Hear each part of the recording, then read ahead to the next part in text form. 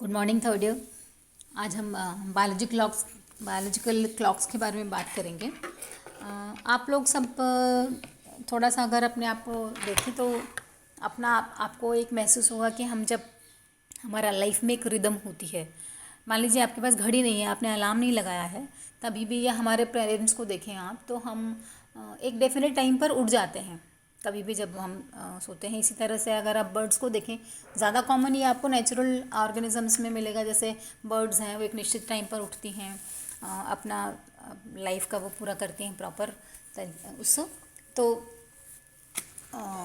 ये जो है ये बायोलॉजिकल क्लॉक के कारण से होता है।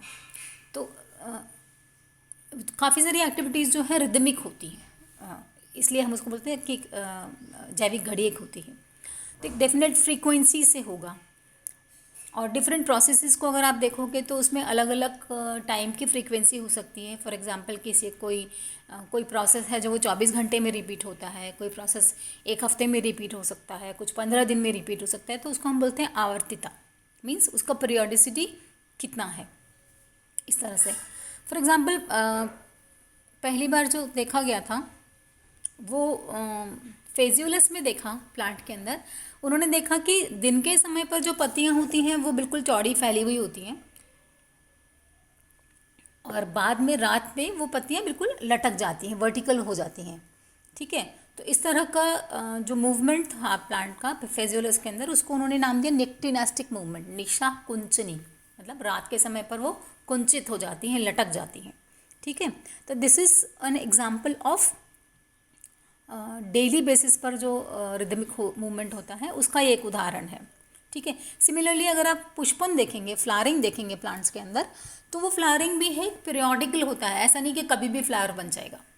ठीक है ना, हर जैसे आप पेड़ों पे देखिएगा तो हर सीजन में उनका एक डेफिनेट टाइम होता है जब उनमें फ्लावरिंग होती है। तो this is also rhythmic activity.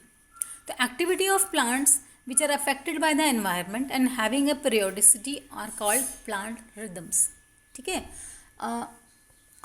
उनका बायोलॉजिकल क्लॉक होता है, उसके हिसाब से वो चलती हैं, लेकिन उनके लिए स्टिमुलस जो है वो एक्सटर्नल स्टिमुलस की ज़रूरत होती है। फॉर एग्जांपल फ्लावरिंग के लिए एक्सटर्नल स्टिमुलस क्या चाहिए होता है? लाइट चाहिए होती है और प्लांट की एक डेफिनेट एज होनी चाहिए। ठीक है, वो स्टिमुलस मिलने के बाद में फिर उनकी पीरियोडिसिटी मेंटेन होती है, तो वो प्लांट रिदम कहलाता है। ठीक है ना। अच्छा, पहली बार कैसे देखा गया था? एंड्रोस्थेंस ने 400 BC में देखा स्लीपिंग मूवमेंट के रूप में, जैसे कि मैंने बताया निक्टिनास्टिक मूवमेंट जो उन्होंने देखी थी उसके बेसिस पर। उसके बाद में डी मरियन ने टच मी नॉट में देखा कि जब आप स्टिमुलस प्रोवाइड करते हैं, कोई स्टिमुलस प्रोवाइड करते हैं तो उसकी पर्टिकुलर मूवमेंट होती है, लेकिन वो अगर स्टिमुलस को हटा देंगे आप थोड़ी देर के बाद में तो भी वो रिदम जो है वो कंटिन्यू रहता है। सिमिलरली फेफर ने भी बताया और उन्होंने इंटरनल क्लॉक का कॉन्सेप्ट दिया फेजियोलस के अंदर। उनका इनके बीच में प्लांट्स के अंदर कोई जैविक घड़ी होती है जिसके कारण से वो इनका रिदम जो है वो चलता रहता है। ये आपको एग्जांपल यहाँ पर देख रहे हैं, फेजियोलस का लीफ है, ये दिन के समय पे पूरा फुल्ली एक्सपेंडेड है, रात में देखिए दोनों वर्टिकल लटक गए हैं इस तरह से। और अगर आप इनको देखेंगे तो ये पूरा इन्होंने वो रिदम बता रखा है। अगर आप स्टिमुलस को दोबारा से देते हैं तो जो उसका एम्पलीट्यूड होता है वो सेम रहता है, लेकिन अगर नहीं होता तो धीरे धीरे वो फेड हो जाता है।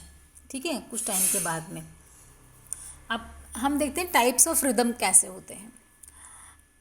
प्लांट की जो रिदम्स होती हैं वो एक्सटर्नल एनवायरनमेंट से कंट्रोल होती हैं और इनको हम बोलते हैं एक्सोजेनस रिदम्स। ठीक है, if they are maintained even after removing the stimulus, जो कि जिसकी वजह से चेंज हुआ है, तो उनको हम बोलते हैं एंडोजेनस रिदम्स। तो there are certain movements, certain rhythms which are external exogenous rhythms और certain rhythms which are endogenous rhythms. For example movement of stomata, जब लाइट मिलती है तब स्टोमेटा खुलते हैं ज़्यादातर प्लांट्स में, जब लाइट नहीं रहती है तो वो स्टोमेटा बंद हो जाते हैं। ये टोटली एक्सोजेनस रिदम है। लेकिन फ्लावरिंग ऑफ प्लांट, पोलन का बनना, सेल डिवीजन का जो होना है, ये सारे जो रिदम्स हैं ये कैसे हैं? ये एंडोजेनस रिदम्स हैं।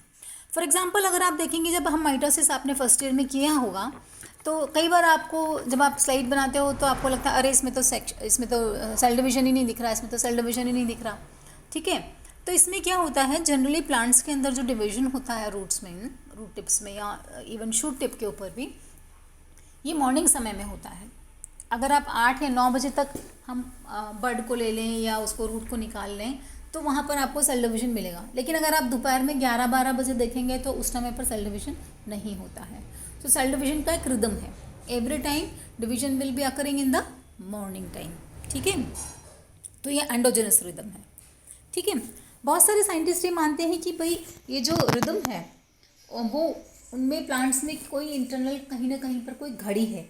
हालांकि अभी तक भी उस घड़ी के बारे में कि वो कहाँ लोकेटेड है, किस में है, ये अभी भी कंफर्म नहीं है, ठीक है। अब हम डिपेंडिंग अपॉन का पीरियड कितना है इसका, उसके हिसाब से हम इनको नाम देते हैं अलग अलग। फॉर एग्जांपल लूनर रिदम्स होते हैं जो कि मून के हिसाब से होते हैं, और इनका जो पीरियडिसिटी होती है वो लगभग 28 दिन का होता है, 27.5 से 28 दिन। एक एग्जांपल है, एक मरीन algae है डिक्टियोटा, वो डिक्टियोटा के अंदर जो स्पोर का रिलीज़ होता है वो इसके अकॉर्डिंगली होता है, ठीक है। फिर कुछ एनुअल रिदम्स होती हैं। एनुअल रिदम्स तो आप बहुत अच्छे से जानते हैं। फॉर एग्जांपल अगर आप देखेंगे सेकेंडरी ग्रोथ जो होती है वो बसंत टाइम पर बहुत ज़्यादा होती है, ठीक है। इसी तरह से जर्मिनेशन जो है, तो हर प्लांट का जो एक जर्मिनेशन का टाइम होता है उसी टाइम पर मैक्सिमम होगा, तो ये एक एनुअल रिदम है। फ्लावरिंग जो ट्रीज़ में होती है हर टाइम पर आप देखेंगे मेजॉरिटी ऑफ जो प्लांट्स होते हैं उनके अंदर एक डेफिनेट टाइम पर ही फ्लावरिंग होती है, तो वह एनुअल होता है। सिमिलरली लीफ फॉल जो है एक डेफिनेट मौसम के अंदर, निश्चित मौसम के अंदर आपको दिखेगा कि पत्तियां झड़ जाती हैं, बहुत सारी पत्तियां झड़ती हैं। तो these are all examples of annual rhythm. इनका पीरियोडिसिटी कितना होता है, अप्रॉक्सीमेटली 1 ईयर। फिर कुछ ऐसी रिदम्स होती हैं जिनका कि जो साइकिल का पीरियड होता है वो बहुत छोटा होता है, जिनको हम बोलते हैं अल्ट्राडियन रिदम्स। मीन्स उनका जो ड्यूरेशन है वो हार्डली कुछ 1 मिनट या इवन कुछ सेकेंड से लेकर के 2 घंटे तक का होता है, ठीक है। फॉर एग्जाम्पल साइटोप्लाज्म के अंदर जो स्ट्रीमिंग होती है, जो मूवमेंट होता है विद इन द सेल, जो मूवमेंट होता है साइटोप्लाज्म का पेरिफेरल पर, वो जो है वो अल्ट्राडियन रिदम का एग्जाम्पल है।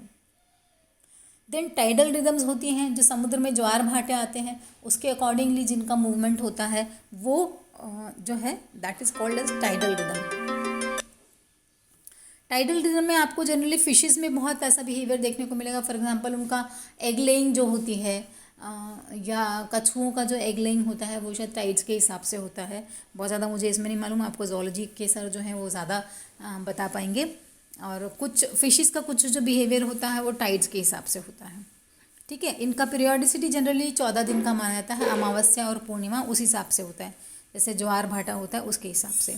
Then there are circadian rhythms. Circadian rhythms का जो पीरियोडिसिटी होता है वो 24 आवर्स लगभग अप्रॉक्सीमेटली होता है। इसके अंदर लीफ मूवमेंट्स आते हैं, सेल डिविजन आते हैं, फ्लावर के अंदर जब फ्लावरिंग होती है तो नेक्टर का रिलीज़ कब होगा वो particular specific time, day time में पर्टिकुलर किस समय पर होगा, वही जो है ये आपका सर्केडियन रिदम है। ये डेली मूवमेंट होता है, 24 आवर अप्रॉक्सीमेटली इसका साइकिल होता है। ना बायोलॉजिकल क्लॉक, मतलब जो घड़ी उन्होंने बोला इंटरनल क्लॉक, उसके बारे में थोड़ा बात करें। बर्निंग एंड स्टर्न ने ये कॉन्सेप्ट दिया कि ज़ैंथियम के अंदर लीफ मूवमेंट होती है, कैलेंको में भी कोरोला की जो पेटल्स का मूवमेंट होता है, ये सब रिदमिक मूवमेंट्स हैं। तो उन्होंने बोला कि जब हम इनको कांस्टेंट टेम्परेचर पर रखते हैं या फ्लावर को हम टोटल डार्क में भी रखते हैं तो भी वो रिदम मेंटेन रहता है। तो मेंटेन क्यों रहता है, अगर एक्सटर्नल स्टिमुलस से ही चलता है तो मेंटेन नहीं रहना चाहिए। तो इसलिए उन्होंने बोला कि बायोलॉजिकल क्लॉक होती है and it is very effective, बहुत इफ़ेक्टिव है, मतलब चलता रहता है काफ़ी टाइम तक। अब इफ़ेक्टिव का एग्जांपल हम देखें, ज़ैंथियम के अंदर पुष्पन के लिए जो लाइट आपको देना पड़ता है उसका जो टाइम है that is 15 hours and 40 minutes, ठीक है। उससे कम लाइट अगर देते हैं, क्रिटिकल पीरियड उसको बोलते हैं क्रांतिक काल। हम फोटो पीरियडिज्म पढ़ेंगे, बड़ा इंटरेस्टिंग टॉपिक है, तो उसमें इस बारे में और डिटेल में बात करेंगे। अगर आपने 16 घंटे की लाइट दिया दैट मीन्स ओनली 20 मिनट्स ज़्यादा, तो फ्लावरिंग ज़ैंथियम में नहीं होता। It is a long night plant या शॉर्ट डे प्लांट, ठीक है। अब 24 घंटे में आप सोचेंगे 15 घंटा तो ये तो बहुत ज़्यादा हो गया, लेकिन वहाँ पर कुछ कॉन्सेप्ट एक अलग है, वो उसमें उस समय पे बात करेंगे। शॉर्ट डे प्लांट का मतलब होता है कि निश्चित पीरियड से कम लाइट उसको मिलना चाहिए, तभी वो उसमें फ्लावरिंग होगी।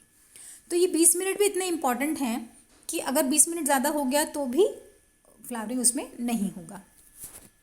बनिंग ने बोला कि ऑल्टरनेट साइकिल्स होते हैं प्लांट्स के अंदर, लाइट सेंसिटिव पीरियड के और डार्क सेंसिटिव एक्टिविटी के, ठीक है। तो ऑल्टरनेट ये चलते रहते हैं। अप्रॉक्सीमेट टाइमिंग 12 आवर्स हो सकता है, लेकिन दोनों प्लांट के अकॉर्डिंगली ये फ़र्क भी हो सकता है। और उन्होंने ये माना कि पौधे में कहीं ना कहीं कोई ऑसिलेटर होता है, दोलक टाइप का कुछ सिस्टम होता है जो कि इस रिदम को मेंटेन करता है, ठीक है। और जो इम्पॉर्टेंट चीज़ है लाइट से डार्क फेज़ में जाने का या डार्क से लाइट फेज़ में जाने का जो ट्रांजिशन जगह होता है, जो फेज़ होता है, वो इम्पॉर्टेंट होता है। उस समय पर स्टिमुलस प्रोवाइड करें तो वो काफ़ी इम्पॉर्टेंट रहता है। अब एक बार रिदम की बात करें, अगर यहाँ पे आप वेव्स देख रहे हैं तो इसमें आप देखेंगे एक टाइम होता है, उसको हम बोलते हैं रिदम का पीरियड, ठीक है। पूरा एक वेव को कंप्लीट करने में जो होता है उसको हम बोलते हैं। और कितना ऊपर जाएगा रिदम, जैसे मैक्सिमम कितने वैल्यू जाएगी और मिनिमम कितनी वैल्यू जाएगी मेन एक्सिस उस पर, उसको हम बोलते हैं एम्पलीट्यूड, ठीक है। और एक वेवलेंथ को कवर करने में कितना टाइम लगेगा, that is called as period. तो जब हम स्टिमुलस देते हैं और उसके बाद में स्टिमुलस को हटा देते हैं, नीचे वाले वेव में आप देखिएगा, पहले हमने कोई स्टिमुलस नहीं दिया, उसके बाद में हमने लाइट दिया। अब लाइट देने के बाद में जब कंटिन्यूसली आप ऑल्टरनेट पर वो देते हैं तो ये आपका फेज ठीक चलता है।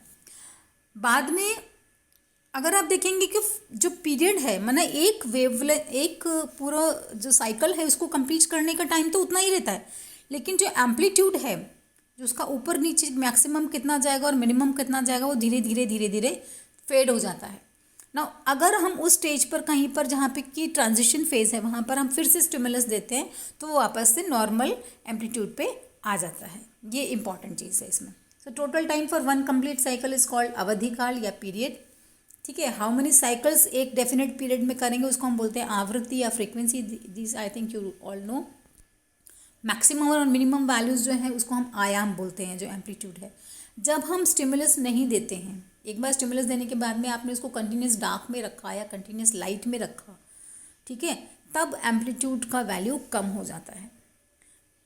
पीरियड कम नहीं होता, फ्रीक्वेंसी कम नहीं होता, ठीक है। प्लांट्स को ये स्टार्ट करने के लिए, रिदम स्टार्ट करने के लिए एटलीस्ट एक बार स्टिमुलस देना पड़ता है। और ऐसा भी है कि स्टिमुलस ऐड ऑन भी हो सकते हैं। फॉर एग्जांपल आपने स्टिमुलस दिया थोड़ा सा, फिर दोबारा थोड़ा सा स्टिमुलस दिया, फिर दोबारा थोड़ा सा स्टिमुलस दिया, तो वो ऐड ऑन होकर के भी कंपाइल होकर के स्टिमुलस का काम करते हैं। कंटिन्यूस लाइट देने पे मैंने बोला जैसे कि स्टिमुलस वो एम्पलीट्यूड ग्रेजुअली कम हो जाता है, ठीक है। अब बनिंग ने बोला कि एक बार स्टिमुलस देना सफिशिएंट है। Stimulus can be in the form of temperature, it can be in the form of light, ठीक है। इंटेंसिटी को चेंज कर सकते हैं हम लाइट की, उसके हिसाब से हो सकता है। और रीसेट करने के लिए साइकिल को आपको नया फ्रेश स्टिमुलस देना पड़ता है। एंड इम्पॉर्टेंट चीज़ है, इसके लिए मेटाबॉलिक एनर्जी रिक्वायर्ड होती है। अगर आप बहुत लो टेम्परेचर पे प्लांट को रख देते हैं या मान लीजिए प्लांट एनारोबिक कंडीशन में है, ग्रो कर रहा है, तो आपको बायोलॉजिकल रिदम्स देखने को नहीं मिलेंगे। सो मेटाबॉलिक एनर्जी ज़रूरी है। इसके अंदर कुछ लोग ये मानते हैं कि एक फाइटोक्रोम पिगमेंट है जो कि फार रेड लाइट और रेड लाइट को एब्जॉर्ब करता है। तो फाइटोक्रोम का एक फॉर्म होता है P668 जो कि रेड लाइट को एब्जॉर्ब करता है लाइट दिन के समय पे, और P730 में कन्वर्ट हो जाता है which is called as PFR form, far red absorbing phytochrome form. और जब अंधेरा होता है तो ये जो PFR फॉर्म होता है 730 वाला, वो धीरे धीरे धीरे धीरे वापस से P668 या PR फॉर्म में कन्वर्ट होता है। तो जनरली जो भी एक्टिविटीज़ होती हैं, जनरली PR और PFR को जो प्रपोर्शन होता है उसके अकॉर्डिंगली होती है। तो मेरे ख्याल से अब तो सब हम ऑटोमेटिक क्लॉक्स, क्वार्ट्ज क्लॉक्स पहनते हैं। पहले पुराने ज़माने में घड़ियाँ हुआ करती थी जिसमें चाबी भरा करते थे, ठीक है। तो हर रोज़ मेरे ग्रैंड पेरेंट के यहाँ जैसे थी तो वो उसको खोल करके उसमें चाबी भरते थे और फिर वो धीरे धीरे जो उसका चाबी टाइट किया हुआ है वो धीरे धीरे खुलता था, तो पूरा 24 घंटा वो चलती थी। फिर अगेन अगले 24 घंटे के बाद में फिर से हमको वो भरना पड़ता था चाबी उसके अंदर। तो दिस बायोलॉजिकल क्लॉक और बायोलॉजिकल रिदम जो है वो बिल्कुल इसी तरह से है, ठीक है। तो जो PFR से PR में कन्वर्जन है, that is like unwinding of that चाबी, ठीक है। नेचर इसका बहुत क्लियरली मेंशन नहीं है। कुछ लोग बोलते हैं यूनिसेलुलर ऑर्गेनिजम्स में उसी सेल के अंदर होता है।